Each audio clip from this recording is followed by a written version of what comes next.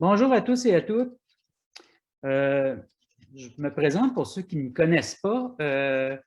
Mon nom est Pierre Drapeau, je suis directeur du Centre d'études de la forêt et c'est un immense plaisir de vous retrouver tous et toutes réunis après une année de pause à cette 14e édition du Centre d'études de la forêt. Je vais... Donc, peut-être juste partir un peu en nous rappelant tous un peu c'est quoi la mission du Centre d'études de la forêt, la mission du CEP, notamment pour ceux et celles qui viennent de joindre les rangs du Centre d'études de la forêt. Vous savez que c'est un regroupement interuniversitaire qui est financé par le FRQNT, un regroupement qui est unique au Québec et au Canada, qui a maintenant 15 ans et qui a pour principale mission de comprendre le rôle fonctionnel des organismes et des processus dynamiques dans les écosystèmes forestiers. Et ce rôle-là, le CEF l'a toujours rendu en lien avec l'idée d'utiliser les connaissances scientifiques émanant de la compréhension du fonctionnement des écosystèmes forestiers pour concevoir des alternatives innovantes en matière d'aménagement durable des forêts. Donc, le Centre a continué ses activités malgré la pandémie, mais bien sûr, vous le savez tous et toutes, on a été quelque peu ralenti au niveau de certaines des activités. Je pense entre autres à certains programmes de financement et de support au niveau du transfert des connaissances, de la mobilité internationale de nos équipes de recherche, où les nouvelles initiatives de recherche ont été quelque peu ralenties dans la dernière année. Il y a eu aussi une pause dans l'aide financière qu'on accorde aux étudiants et aux étudiantes à travers les fonds de support pour la tenue de participation à des événements de diffusion de la connaissance scientifique, congrès, colloques. Mais rassurez-vous, tout ça va revenir et nous avons bien sûr gardé les sommes d'argent en réserve parce que quand ça va recommencer de façon formelle, au-delà des séminaires virtuels et des colloques virtuels, on va un jour se retrouver ensemble et quand on va se retrouver ensemble, bien, on va bien sûr faciliter le déplacement de nos étudiantes et de nos étudiants. On a aussi cette année travaillé à briser l'isolement des membres en créant par exemple un groupe Facebook, des supports à des activités virtuelles et de diffusion au sein de nos 4 pôles d'activités au Centre d'études de la forêt.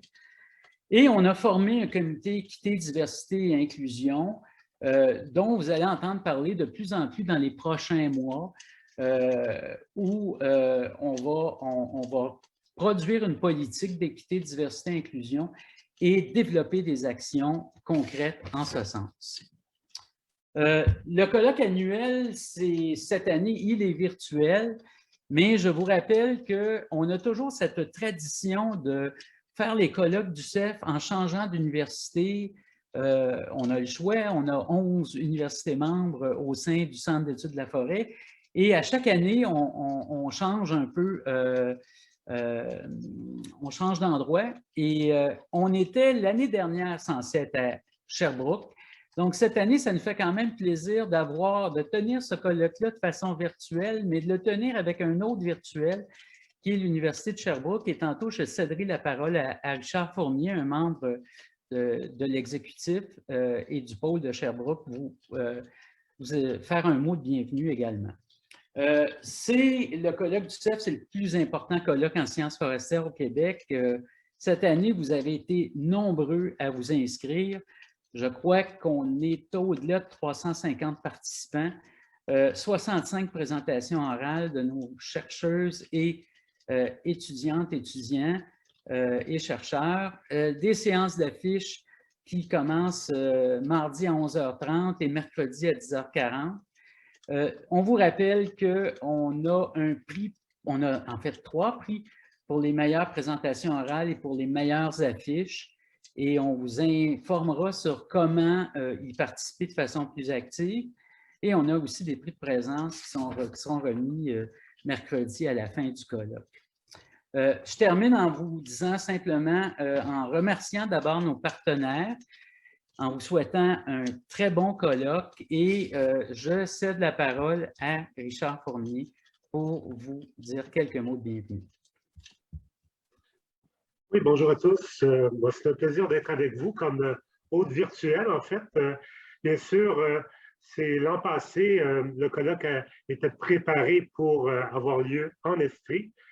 C'était une préparation qui nous avait vraiment été, nous faisait chaud au cœur de recevoir tout le monde. Malheureusement, ça l'a avorté.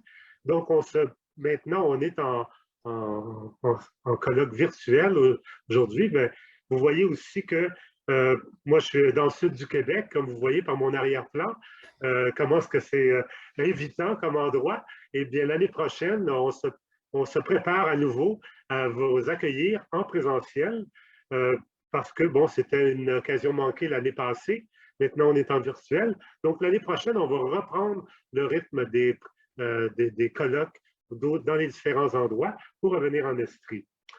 J'aimerais peut-être placer quelques mots sur la tradition du colloque du CEF, parce que bien sûr, il y a des habitués parmi nous, il y a beaucoup d'habitués, mais il y a aussi des nouveaux étudiants.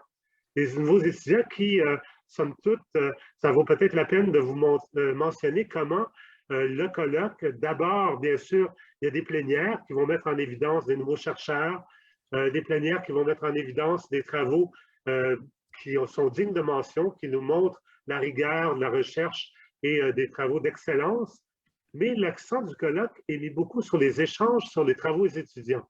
C'est important de le mentionner parce qu'on veut que le colloque nous permette des grands échanges sur vos travaux, vos avancements, que ce soit dans un climat positif, empreint de curiosité, avec l'esprit de faire progresser vos travaux de recherche avec des échanges avec vos partenaires et puis des chercheurs.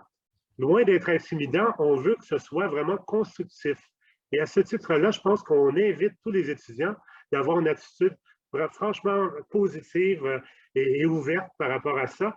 Et vous allez voir comment les chercheurs vont vous aborder pour vraiment construire sur votre projet et puis vous alimenter. Ça, c'est l'essence du colloque du CEF. Et puis à ce titre-là, je pense qu'on en est très fiers. Et c'est pour ça qu'à chaque année, on a très hâte de se rencontrer parce que c'est comme un collectif, une rencontre de famille où vraiment l'échange est au cœur de s'alimenter au niveau de notre soif intellectuelle, de voir comment on peut voir les choses. Bien sûr, il y a des nouveautés dans ce colloque cette année. Vous avez vu qu'il y a un lien GatherTown. GatherTown pour se retrouver dans une espèce d'atmosphère de colloque où vous allez avoir le kiosque, les posters, nos partenaires qui vont être présents. Surtout, n'hésitez pas à les rencontrer. Ça va leur faire plaisir, ça va nous faire plaisir. Et puis, bien sûr, vous allez voir le contexte quand on se promène nos petits bonhommes, nos petits avatars. Et on va rencontrer des gens en chemin, on va pouvoir leur parler et puis aller dans les différentes salles de rencontre. On a trouvé que c'était la formule qui se rapprochait le plus d'un colloque et d'une dynamique de rencontre. Et puis à ce titre-là, bien, on trouvait que c'était intéressant. Bien sûr, on a aussi choisi une formule de 3 matinées. 3 matinées pour éviter l'effet d'épuisement intellectuel qui a souvent lieu quand on fait des rencontres visio trop longtemps, que malgré qu'on veut que ce soit interactif, bien, on a souvent un petit problème en visio qu'il n'y a pas autant d'échanges que ça. On a besoin de se lever. On voit notre travail s'accumuler aussi parce qu'on est à notre ordinateur. Donc, c'est une formule qu'on a trouvé que c'est un beau compromis.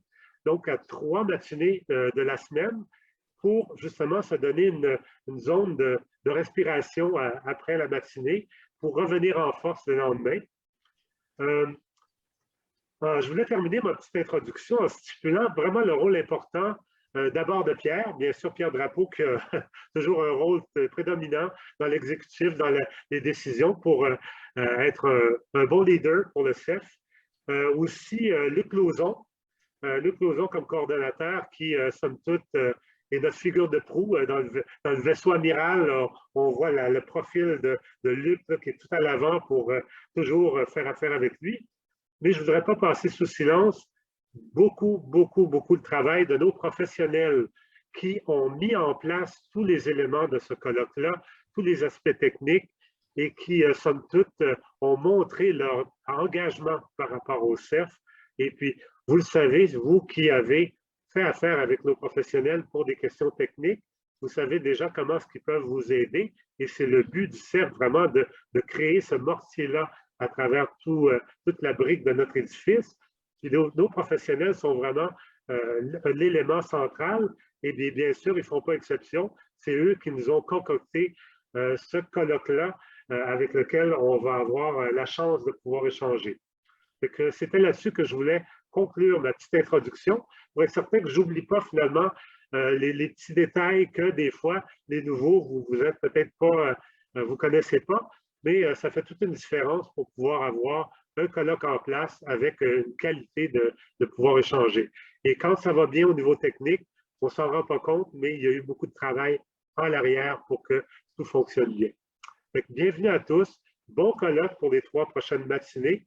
Et puis, là, on va commencer en force avec une belle présentation plénière. Je laisse la parole à Pierre maintenant.